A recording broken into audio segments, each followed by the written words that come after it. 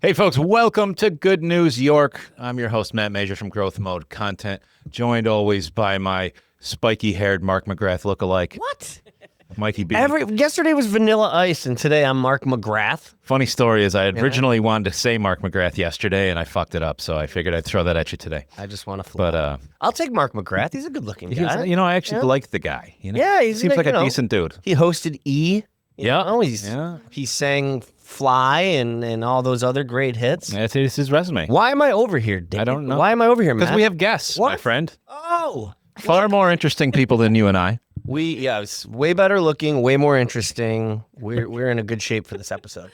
Joining us to talk about the awesome David's Refuge event that's coming up in about a week, right? It's June already, which is weird. Ladies, if you wouldn't mind, please go ahead and introduce yourself. Go ahead, Diana. I'm Diana Nightingale, and I'm Chief Development Officer for David's Refuge. We're a nonprofit here in Syracuse, serving caregivers of children with special needs or life-threatening medical conditions. Wow. Thanks for having me. Absolutely. Being here. Happy to have you. And I'm Dr. Melissa Carman, and I own CNY Mental Health Counseling, and we are the official mental health partner to David's Refuge for the last 7 years, where we fill fully grant-funded programming, wellness-oriented programming, individual counseling sessions with licensed mental health counselors through our practice. You're the best. That's so incredible. We love her. If you remember, for those who have been following along, if you remember, our good friend Kate joined us on the show and talked to us a little bit about David's Refuge. And I got to tell you, the entire staff, clearly, you, just as the same as Kate, just can say the mission and clearly I can tell that you're into it. And honestly, I feel like even more than a lot of organizations you see. And I think that's why you're so effective.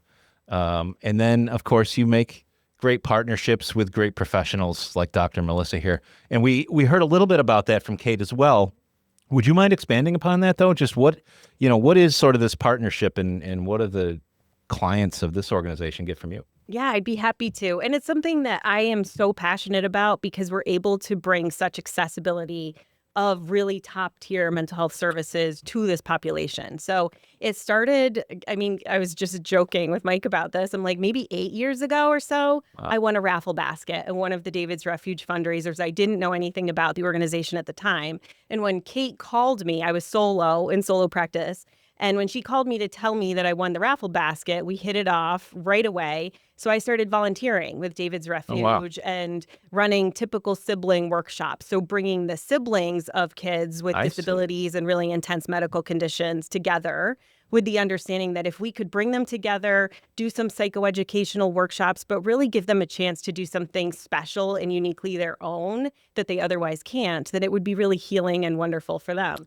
So from there, it just took off. So we started doing more programming, more workshops, more wellness-oriented activities. Then right at the beginning of COVID, Kate had the brilliant idea of writing a grant together. So for the last 6 years, I believe, we've had a grant that has funded all of the mental health services for David's Refuge families. And we put together programming now. And since then, my practice has expanded. Now we've got a dozen counselors who provide wellness, outreach, caregiver support groups. We still do typical support groups. But the biggest thing we also do, we do a couples intensive workshop, which my husband, Jeff, and I run together. Wow. So you got a real life couple doing it. Love it. But we also do David's Refuge through the grant funds 4 sessions of individual counseling or couples counseling for any of the families in there. So it's a really encompassing program, and we're so honored. We all love it in our practice. It's one of our favorite things to do. That's actually how I got the job here. I won a raffle basket, and I was just volunteering, and Matt's like, you know what? We'll hire the guy. You look like Mark McGrath. Yeah, exactly. You look like Mark McGrath. Get in here, boy. It was actually a lookalike contest. Yeah, it was. I first of all, congratulations on all of that, and thank you for both of you for what you do. As you know, I'm a huge advocate for mental health, and back to the comment about Matt saying how you guys are all just so passionate about it. I think I've learned through going to therapy and how I've become passionate about it. I think, correct me if I'm wrong, I feel like everybody that's involved in mental health has been touched by it in some sort of way, whether it's a family member, a friend, or themselves. And when you kind of are on the front lines of seeing somebody or struggle with mental health or other issues, it drives you to want to fix it, whether it's for yourself or other people. So I think it's almost like you have. I can't imagine ever finding someone involved in mental health who's not passionate about it. Does that sound pretty accurate? I think that's for sure the truth. And I think anybody who self-selects into a service-oriented profession like that, you have to have a passion. But the other, because it's hard. Yeah. Right. But the other thing, too, is that I think all of us collectively in CNY Mental Health Counseling, David's Refuge, we find the gaps where, we can potentially help somebody and we fill it. So it's thinking outside of the box, really, with the common mission of just helping people. Like, it's actually that simple. Well, and so that's huge. It's so huge because, I find that you were saying earlier, it's hard to get mental health services or find them. Or some people are just overwhelmed. They don't know where to start. They don't have the resources. Maybe they're afraid. And I think the problem is a step You're struggling with things. One more thing to figure out. So it's like the irony is that the hurdles you have to go through sometimes to find mental health counseling. But there's another step to that I would love your opinion on, which is I've found in my years of therapy that there's some times where I've kind of come to a plateau with a therapist, or I think, I'm not vibing with this person. And I learned early on that you're doing yourself and that therapist a disservice if you continue. It's completely okay to move on. But some of these people are having a hard enough time finding therapy, and then some of them do, and they're not really getting anything from it. But then they're like, well, I don't want to go through that again. Sure. So I think the more accessible we make the healthcare, the better off it is overall, because they're getting healthcare, but also they'll feel more obliged to say, hey, this isn't vibing, because that's an important part of therapy. Yeah, if you're not vibing with your therapist, it's okay. It's pointless. You need to find somebody that you do vibe with in that case. It's sort of like dating. Yeah. The fit, and research supports this. Statistically, it's not, success of therapy isn't as much dependent on the modality that the therapist is using or even the motivation of the person coming in. Those two things matter. But it's more about the relationship and the fit between the therapist and the client, because once you have that rapport and that fit, that allows you to do the deeper work together. Mm-hmm. So as long as the therapist is trained, like those are basic necessary ingredients that have to go into it. You do have to have motivation. You do have to have a very well-trained therapist. But once you have those and you fit, that's when real healing and magic can really happen. Yeah, I was with a therapist, and I was telling about my struggle with procrastination and ADHD, and she says, well, next time your wife asks you to do a chore, just say, I'm sorry, but my body's not feeling that right now. And I tried that on my wife, and she almost killed me. So that's when I was like, well, I'm going to pack up here. We're going to try someone else. My wife's like, your body's not feeling that right now? I'll let you feel something. Yes. Oh, Melissa, are you finding that these folks, these families from David's Refuge and things, are they getting these services outside of what you've been able to offer, or is this kind of their first touch into that?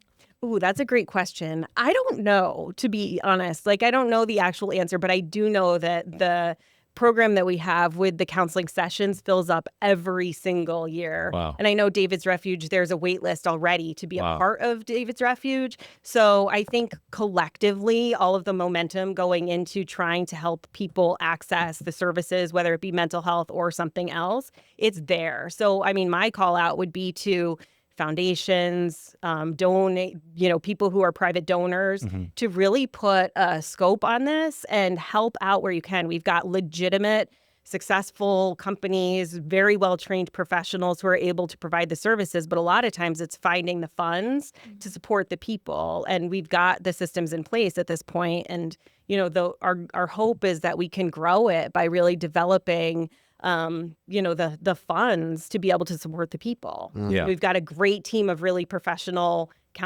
licensed, trained professional counselors, all master's degrees or higher, and they need to be paid. And so we take care of them. And the families who seek out services through David's Refuge, I mean, it's like, the perfect triangle. Absolutely. And we've got the grant funding, and we've got professional services, and then we've got nonprofits like David's Refuge who have the people who are in need. To me, it's, that's the way that we can make it more accessible. And if they are seeking services outside of David's Refuge, more power to you, Yeah. Like, we are all about do whatever you need to do. Yeah. I think these partnerships are super critical because we talk about obviously the need for mental health, and people think that means that you have to start a mental health charity, and that has to be its only purpose. I think what you've demonstrated here is these partnerships where an organization that's not necessarily 100% of your focus, but can deliver that through a partnership with somebody who is. Like, that's, to me, a model that I think so many organizations could follow, and I love to see it. Diana, right? Yeah. Diana. It's okay. Sorry. No, I can't read my chicken scratch if it was an E or an A. Just remind us, can you talk a little bit about David's Refuge, just to remind us about what you guys do? Yeah, so we've grown a lot. So David's Refuge started in 2012 because Warren and Brenda Fohl created it out of this experience that they had becoming full-time caregivers for their son, David. And they just experience all the things like social isolation, burnout, different, challenges. Why is one person healing faster than the other? I know that's part of it. That can become a problem sometimes too. Yeah, so they said, we know other families in this area that have experienced similar things, and we want to make sure that they have support. So they created it out of their home, and they started taking caregivers in to really just treat them, They would pay for massage therapists to come in. They would make them a beautiful breakfast and just like fellowship with them and show them that, they're not alone. Yeah. And it really grew over time. So now we're serving over 1,000 caregivers statewide each year. And like Dr. Carman said, we have over 300 caregivers on our wait list just since January of 2025. So the growth is there, the need is there. And with, working with partners like Dr. Carman, that allows our small staff of 8 full-time people to serve these wonderful caregivers, in the best way that we can. So partnerships like that are huge to give us the capacity, so that we don't have to turn into a mental health nonprofit. Yeah. We can see what the needs are of the caregivers, really listen to them deeply, and then partner with different people in the community who are doing those things well. And then be able to provide those services to the caregivers. So that's awesome. Eight folks serve 1,000. That's I don't know the numbers on a lot of charities, but I feel like those are pretty impressive as they go. And when you think of like each application is a family. Sure. So if you think of the ripple effect of 1,000 applications, 1,000 families. It's 1,000 families wide, and we're getting more applications from all over. We're getting them from Chautauqua to Long Island to upstate, so really all over the state now. And I think that's a great way to transition to talk about this event that supports this incredible organization, right? So go ahead and tell us a little bit about it, and then we'll have the Grand Poobah tell us a little more if you want. I like that. Me? I couldn't remember the actual name of the thing. So the Grand Poobah. Chair. Okay. Yes, she's the honorary chair. I think she's the Grand Poobah. I think we're gonna change it to Grand Poobah. Change your email footer. You in a big hat and a cape and things. Oh, I'll make sure I get that out. Yeah. Absolutely. What is this event all about? Yes. So it's Taste of David's Refuge. So each year we have our biggest fundraiser and social event of the year. It is on June 13th this year at 5:30 at Heritage Hill Brewery in Pompey. And it is just a wonderful evening. It's like a celebration. So it's less formal, dress comfortably, wear cowboy boots or like whatever makes you feel good, Sure. It's not Hawaiian super formal. So there aren't, round tables set up where you're sitting for a formal program. It's like more of an evening to see and get a taste of what David's Refuge is about. It's about being natural, being honest and open, being in your community, talking with other people, finding, what's been going on in their lives and just deeply caring about each other. We have amazing supporters and sponsors who attend the event, but also we send caregivers every year. We have a few different sponsors that donated all their tickets back so that we could invite caregivers and awesome. Let them have like a date night. So it's just a really fun event. Dr. Carman is our honorary chair this year. And we're really excited to just share a little bit about what she's done for the caregivers that David's Refuge serves, and just all the things that, she does for us. We just love her so much. I mean, she is the grand poobah. She is. What do you expect? The one and only. I still don't know what that means. It's not a bad thing. I've heard. What is it from? Because I knew I exactly. feel like it's like from the Flintstones Yeah, or something. It's like no, a super dated. It's definitely a pop culture reference that I knew what he meant. I keep gonna thinking of Google that. It's like the head of the Elks Lodge or But I something do. like that. You I know? suppose Like, if you don't know what it is, it might come across as an insult. Like, what did you just call me? Yeah. I'm a what? He meant well. It's a good thing. All right. Then it came with a crown, so I'll go with You it. got a crown. Yeah. you But, got a like, poobah. Oh, good. We have to make this happen now, I guess. Yeah. I mean, We do. look. I know. I'll wear that. I'll find it. I'll figure out what it is, and I'll wear it. But I also Awesome. just wanted to say, when we come together like this, it may seem, and it is, a big party. It's really fun. Yeah. But if you really step back and you think about, why is this so important? Why should I spend a Friday night, or why should I donate? Why should I go on to there's a silent auction with some really great and incredible packages. I know even our practice is donating neurofeedback sessions. Wow. Package of neurofeedback sessions. But it's also, I think, so critical to really think about what it actually means. So like if you step out, zoom out, and maybe think about the process of what it would mean for parents. They have a child who is diagnosed with a disability, a severe disability, or something incredibly medically complex. They may not know if their child will survive. They may not know what all this means will they be able to keep their job? How will they take care of their other children? I Sure. have 2 women in my practice who are David's Refuge moms, both with very different children who have different types of disabilities. But they are both incredibly powerful, strong, confident women who manage all of these things in their families. Not to mention the fact, they will never, one, I was like, oh my gosh, you must be so excited you're going to be empty nesters. She's like, I will never be an empty nester, Melissa. And I'm like, oh gosh, right, that's right. The other one is like, this is my life, and I am so happy that this is my life. But before I got to this point, I had to think about, how was I going to make all of these different pieces work, with her daughter being in the hospital all the time, days on end in the ICU. And she'll call me and she's like, all right, I'm working from the hospital today. I'm like, are you sure? Is that okay with you? She's like, yep, this is what we do. And it helps to keep my, I want to be distracted. This is Sure. how I cope.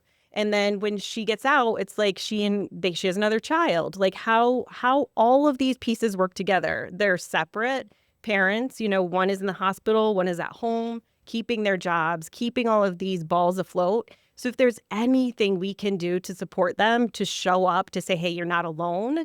We see you. We see the incredible things that you're doing for your family, and we've got you. Incredible. I don't know if there's a God. That's a different discussion. But if there is, I feel like that's what you guys are doing. And I'm not exaggerating, because as I've talked about on the show openly before, I lost my brother to leukemia when he was 3. I was like 5 or 6. And that was a huge traumatic event for not only me, but my family. And now that I'm a dad and an adult, I almost found this newfound respect for my parents, because I'm like, how the hell did you go through that? And there was no David's Refuge back, right? There wasn't a lot of that. We went So much for mental health back then. Exactly. And they put me in a little bit of counseling that I barely remember. And we had the Ronald McDonald House, which was fantastic. Shout out to them. But what you guys are doing is so important for the obvious reasons. But see, what we're not thinking about is what you just said, which is, there's the whole mourning part of it, right? You're mourning about the loss or the sickness of a child and the uncertainty.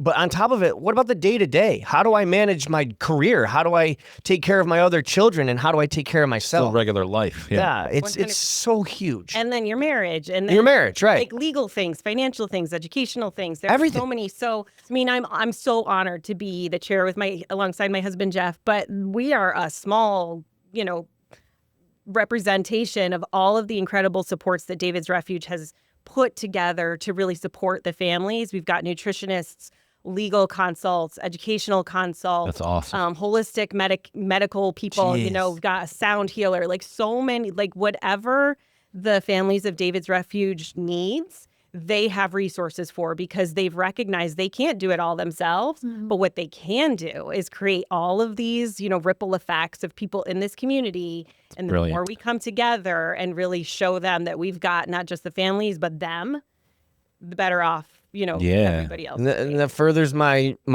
point, what I said the other day, which is, with all the divisiveness in this world, especially this country, people need people. That's right. People need people, and we always will. And you guys are a shining example of that. That to help other people, you can't even do it on your own. You have a whole army of people. We all need each other, and we can't lose sight of that. Diana, can you tell us, folks that want to attend the event, or if they can't, they just want to support the organization, what's the best way to do that? Our website is great. It's davidsrefuge.org. Right now we have a pop-up, so if you visit our website, it'll go right to the Taste of David's Refuge page. Perfect. And you could purchase tickets or sponsorships there. If you X out of that little box, you can go and see what are all the services we offer. You can find the caregiver application there. So it's really a one-stop shop. But of course, you could reach out to us, phone or email as well. Happy to share the contact, and they could reach out to us. And then we're getting a little ahead of ourselves, but you've got a couple other major fundraisers throughout the year that folks could think about too, right? We do. This weekend, actually, we'll be at Taste of Syracuse. Yeah. Awesome. So we're really excited about that. They could visit us at the TOPS or Visions Federal Credit Union. Gotcha. And then the 21st, we're having an event at Milton Cat. It's a first of its kind, a Touch a Truck fundraiser. That's cool. Yes. So it's completely open and accessible to families, free of charge. So if you'd like to, if you have a young one, or if you're an adult like me that just likes big trucks, you could come check them out. They're cool. I don't care what anybody says. I take my son to an event down near the Binghamton area every year, Truck Day. Oh. And you get to they just line all these, bucket trucks, fire trucks, and you get in and you hit the sirens. What a great event. And I have more fun than my son does, and he's 6. It's great. And then if you like to golf, Yeah. June 29th and 30th. It's a Sunday, Monday. We are partnered with the NFL Alumni Association's Upstate New York chapter. Wow. This is their second annual golf tournament, and David's Refuge will be one of the charities that is a recipient of the funds raised. So That's we're very pretty excited cool. about that. Matt, you can break in your 6 bags of golf clubs. That's a difference. I'm not ready yet. That's phenomenal. I don't know if this is a weird question, but I think it's important. So let's say someone's listening right now or watching, and they're very intrigued by David's Refuge. I don't want to say who qualifies, but if someone was curious about David's Refuge, what is your clientele? Who is your clientele generally? So if you're a caregiver of a child with special needs or life-threatening medical conditions and you live in the state of New York, you qualify. Awesome. We do not have any limitations on age. And it could also be like a family member. It doesn't necessarily have to be a parent. As long as you are the caregiver, you qualify. So you can go on our website, though. There's a little bit more information about a few little specifics. So if you're interested, you could find out. That is awesome. And then before we get out of here, Dr. Melissa, can you just take a couple minutes and tell us just a little bit more about your practice, what you do for not David's Refuge, and are you accepting patients and things of that nature? Yeah, absolutely. So similar to David's Refuge, we work with people throughout New York State, so our license limits us to that. Gotcha. And we have an incredible team of 10, soon to be 14. We're growing fast. Awesome. So one of the interesting things, I didn't intend ever to really have a group practice, but the need of the community, the way that we're doing things is to really listen. And that's the response of the community. They just want more. And so, one of the things that we do is to partner, like David's Refuge. We partner with school districts. We partner with private companies. We've got a partnership with Upstate, lots of different ways to make it more accessible. So, companies are doing subsidized counseling, and we use a multi-tiered systems of support model so that we do wellness and outreach programming combined with small group processing, crisis response, small groups, focus groups to, for example, one of my personal favorite things is to do family counseling with companies. Okay. And executive teams. Really? If you think about it, That's wild. People That say is like, wild. We're family here. Yeah. How many times do you hear that? But Yeah. okay, there is a lot of dysfunction in a lot of families and in a lot of companies, especially when you think about, as long as the parents are getting along, then they can model things for the kids. 100%. This is brilliant. Thank you. No, I mean, like, that's really cut. No, you are the grand poobah. But no, that is brilliant. I've never thought of that concept of taking the model of family therapy and applying it to the workplace because, I mean, I see every it all day the time. you see it all the time. Like, hey, my boss, I hate this coworker, right? Or co-owners, co-founders. So that's more of what I do. And the bread and butter of the practice is really, anybody who calls. So Gotcha.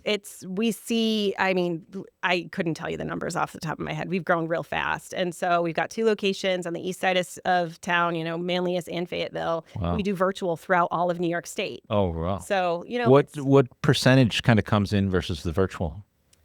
most people want to be in person at this point. That makes sense. I agree. Yeah. And so that's one of the things is that I think post-COVID world, it's a different energy. Yeah. Different demographics are different though. Like our college students, for example, they may be 2 blocks away and they don't want to come in. Yeah. Right. Or our David's Refuge families, they can't get out of the house necessarily. Sure. So there's an accessibility issue. a lot Again, of like we're sense. just trying to meet it on all fronts. But yeah, it's really with the executive stuff. I mean, that's actually like sort of a sidestep business for me, but I go in. And I go into the companies and I do a lot of more intensive trainings. It's like, I'll come to your house. Just from a which we don't business do at standpoint, home. Right. like that sounds like absolute gold. Like, It really is. You got something going there, that's for sure. But again, it's finding the gaps. It's Right. like, wait a sec, I could help here maybe. I'll try. I don't know, but I'll try. I love this. You got a doctor and an entrepreneur in one person. It's You got crazy. something. That's the recipe for success. I'm telling you. I have like 1 or 2 more questions, if that's all right. I just thought for those listening, Filling your quota. But. or what I know, for those listening or watching, I think this is important to ask too, both of you, if you'd like to answer, is what do you think one of the biggest misconceptions about mental health and therapy is, other than, the macho guys that are like, oh, I can't talk about like, we know that that's a is there anything that you can think of that's another misconception that you could maybe dispel?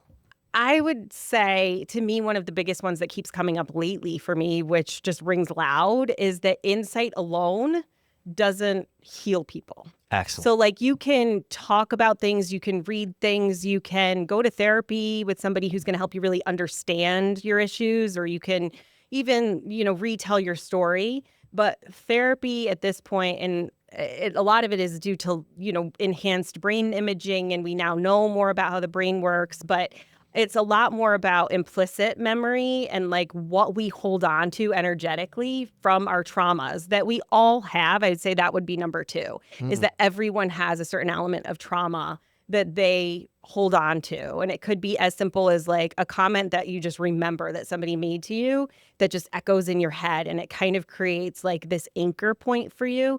And the more you recognize and sort of tease that apart and have that therapeutic relationship where you can feel safe enough to resolve it, and that therapist knows how to do that energetic work where they really are healing, and it's a different kind of therapy. That's awesome. That's Incredible. a great answer. Yeah. Perfect. I mean, those are great examples. There's a lot of misconceptions out there, and that's part of the, my mission as like, we have more people involved in mental health on here is to kind of get rid of those. If we can help one person listening or watching, it's a success. And what you guys do is amazing. Now, the last question I have is that there are a lot of different. So back in the day, it was like talk therapy. Now, if you research, there's cognitive behavioral therapy. That's the most common, CBT. EMDR, which you and I talked about off the air. What are some of the newer things that you guys are seeing or experiencing that are out there? And what do you think about those? Do folks get a glossary when they come in just to decode everything? There should Like a Well, so I think a lot of therapists now do an integrated model. So it's not a one size fits all approach. Yeah. And you may have therapists who specialize in a certain modality. So I'm like a big internal family systems advocate, and that is, it's parts work. It's saying like a part of me wants to get better, but a part of me doesn't. And it's this idea that all of that is protective.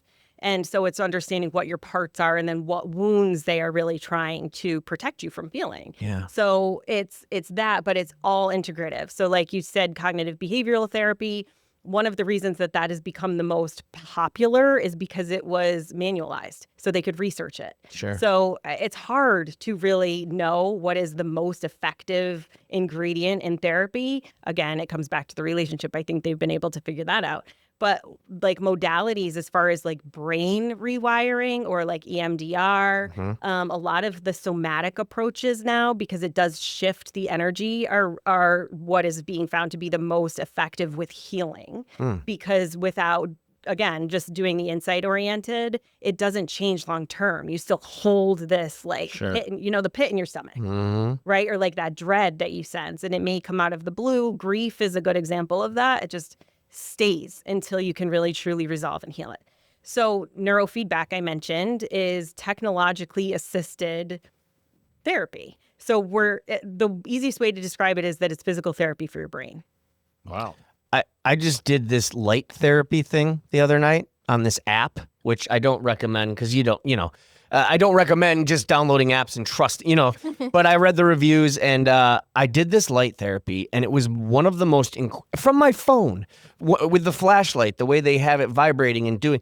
And I went through this entire journey before I went to bed with headphones on. And it was one of the most incredible experiences I've ever. Cool. And I text my sister, who's a therapist, and I said, I know this is weird because it's an app, but I think it's really doing something. And so that's what inspired me to ask the question of there seems to be a lot out there. And how do you stay up on that? You guys, you go to conferences and things like that? I mean, because I feel like it's evolving a lot. Just got back from a 6-day Trauma Research Foundation conference in Boston. Wow.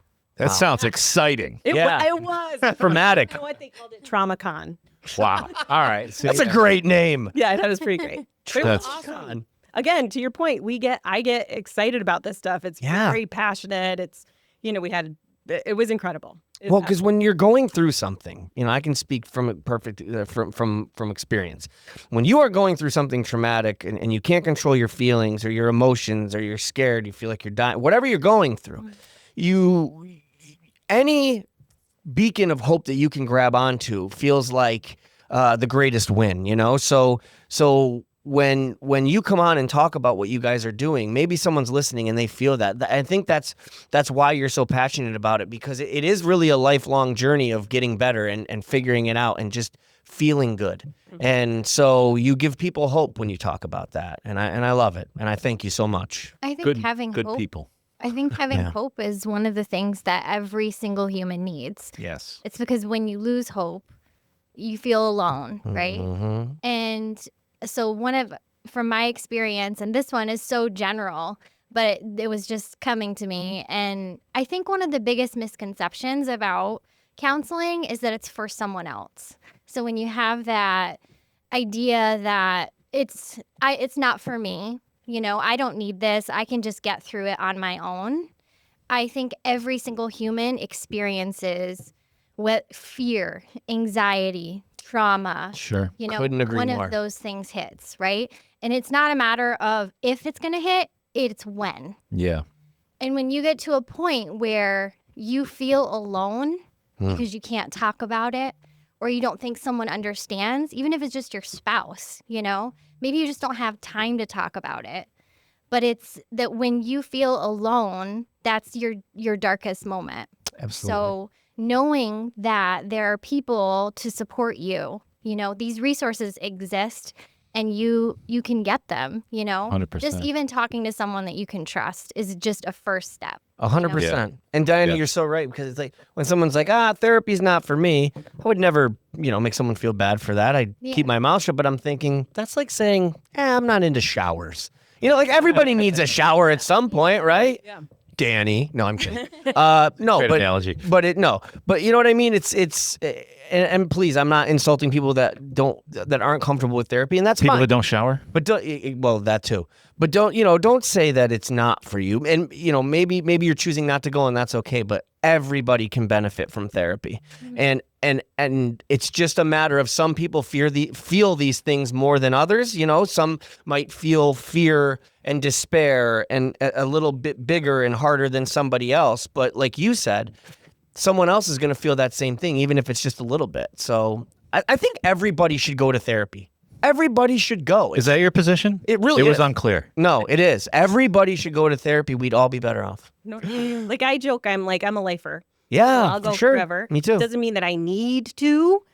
There are different times in my life when I've needed to, but I just think that it what I get out of it, it always is validating. I'm like, oh shoot, I guess I did need to come today. Well, That's awesome. and if you spend 5 minutes on Facebook, you realize everybody needs therapy. We all True. need to go to therapy. And I think it's just about being open to it, even like being curious about Sure. yourself. That's a big thing. Like Self-awareness. everybody wants to learn, right? So it's just a learning experience. It's like, why am I feeling this way?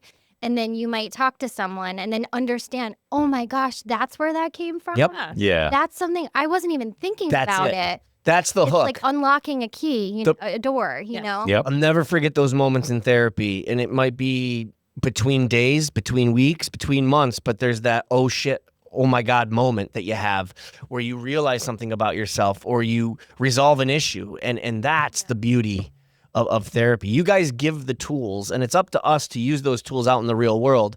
But there is a lot that can be, done in office. The breakthroughs do happen, and it's awesome. Yeah. Ladies, this has been incredible. This has. We're Look. really, really excited for the event coming up, the Taste event. My wife and I will be there. We're very excited about that. Growth Mode Tech is a sponsor of that, and we've been a big supporter of David's Refuge for a long time, and we'll continue to be for all the reasons that we've talked about here. So anytime the door is open to either one of you and the entire organization wants to talk about anything you got going on, because it's fun stuff too, Yeah. And that's what we do here at Good News York is share that good news. And it's, can be a little sad the position that folks are in, but I think the other side is, folks helping them is the best story. So we're really happy to have you. Thank Yeah. you. Thanks for being such advocates for it. Of course. Yeah. Absolutely. Absolutely. And one more time, if you guys want to give out any websites or event dates, please go. Yeah. Let's make sure we plug those one more Sure. time. So Taste of David's Refuge is June 13th. It's a Friday from 5:30 to 9. So we wrap up right after sunset. Nice. You can find tickets on our website at davidsrefuge.org. And we'd love to have you there. Awesome. That's great. And we are CNY Mental Health Counseling. So our website's cnymhc.com, or you can find me at drmelissacarman.com. It's CARMAN. Nice. Awesome. Thank you. I love it. Ladies, thank you again for joining us. This is We phenomenal. really, really appreciate it. And we will see you at the event here. Yeah. And we'll be back. Good News York, sponsored by Ads on the go. Ads on the Go. Get adsonthego.com. That's it.